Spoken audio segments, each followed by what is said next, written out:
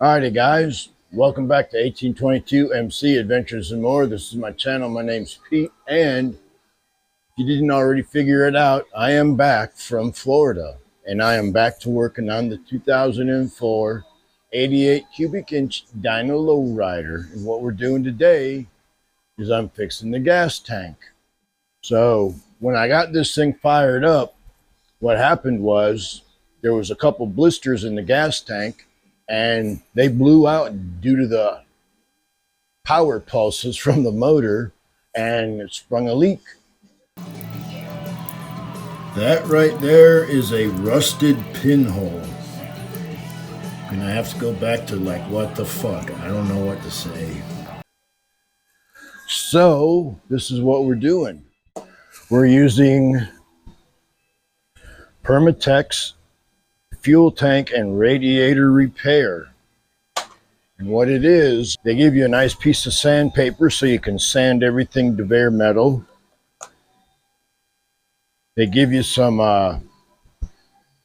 two-part in a tube type epoxy that you got to cut and knead as necessary.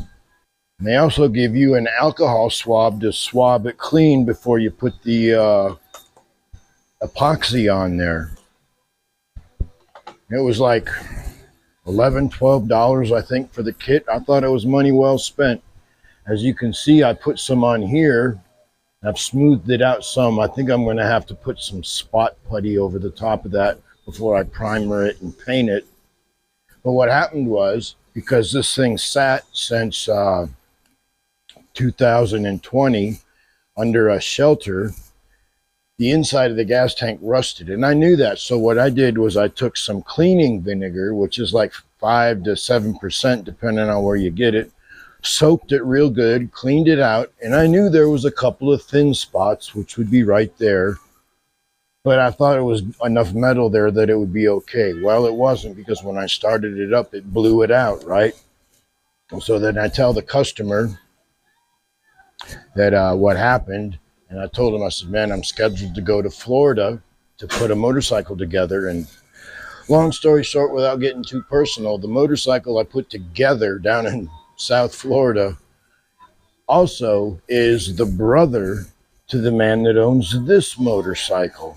And he said, okay, no problem. I ain't rode it in 6 years. I ain't going to be riding it in the next couple of weeks. I was like, okay, great.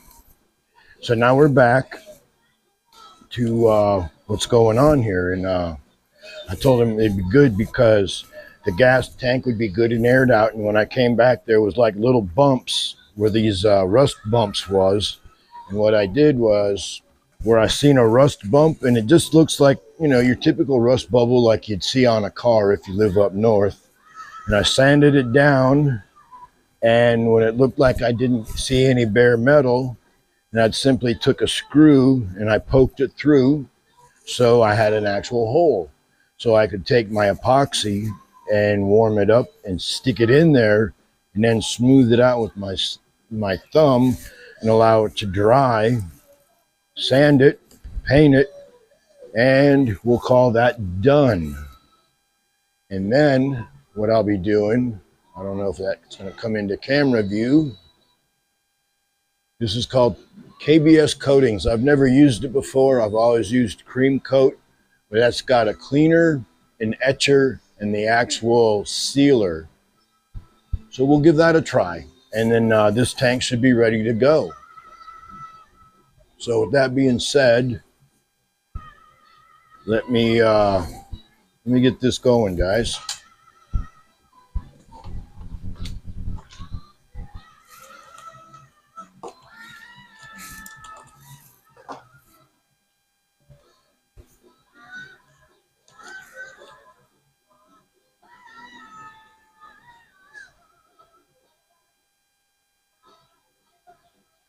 And this is going to dry, so get it as much as you can.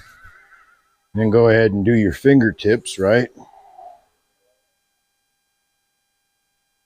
I'd say probably the most important thing with this, guys, is follow the directions that comes with it. They're very, very simple. They're written in about 3 languages, so you can't help but do it right, right? Okay. Follow the directions. Remember, guys, there is people that wear not a work shirt. Their work shirt is actually a lab coat. And what they do is they come to work and they try to figure out ways that normal folks like us can use their product and have it work. And all we got to do is follow the directions. All right, so I'm going to put a hunk of this right here. Hopefully it's in the view. And I'm basically going to cut it. Then I'm going to wrap it back up.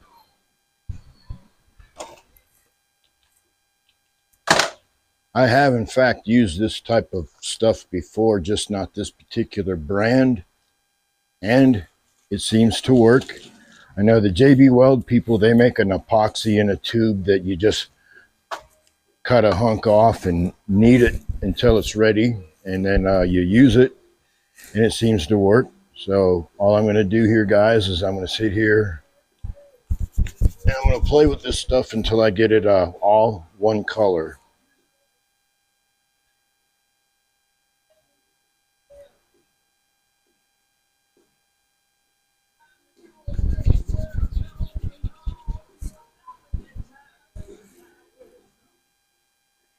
And if I really thought I was hot shit, I'd go find me some little welding rods and I'd play chase the hole, but I'm not going to do that. And actually the proper way to do it is with an acetylene gas torch. But I don't have one of those. I know I remember seeing a friend of mine that taught me a lot about working on motorcycles, fixing tanks back in the day when coat hangers were made of metal. And he was sitting there burning coat hangers into these gas tanks. And I'm like, dude, what are you doing? He says, I'm fixing the pinholes. And I'm like, oh. He says, yeah, I'm out of welding rods, but this works just as good. So, yeah, take that for what it's worth. But, all right, so now what we're going to do is, according to the directions, you make like a little funnel. We'll call that a funnel. And you stick it in the hole. And you work it in there. At least that's what I did with the other ones, right? Yeah, I'm working it with my thumb. That's why you use an alcohol swab between your fingertips. Get as much oil off your greasy little lunch hooks as you can. Alright, and so this right here, guys, it looked like a rust pimple, but I sanded it down and I got bare metal, so it wasn't. And the same with that right there. That there had a couple little rust bumps on it, and I sanded it down to smooth metal, so I'm just going to prime that and call it good.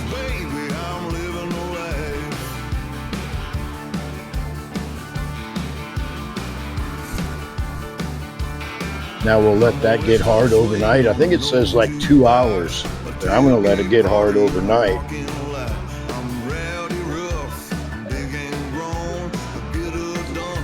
The more I knead that, the more that's going to work its way into those holes.